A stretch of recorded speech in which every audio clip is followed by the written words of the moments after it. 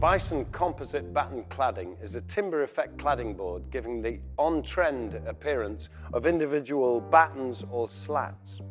When installing your cladding, you'll want to integrate doors and possibly windows.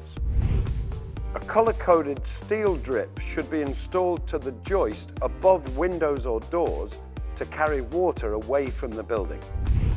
Drip trims are supplied in 2.5 meter lengths and can be cut to the size of the window. For wider openings, two lengths can be simply butted up together. Secure the drip with 25mm screws and a maximum of 300mm centers. Be sure to leave a 4mm expansion gap above the drip when fitting the batten planks. When installing doors and windows with deep reveals, use edge board. Trim the edge boards to the correct width and length before fixing with both strong adhesive and collar head screws.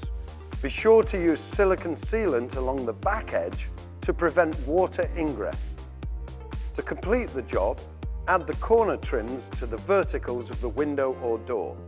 You can notch the corner around the drip for a great finish. To find out more, check out our other videos on Bison Batten Cladding.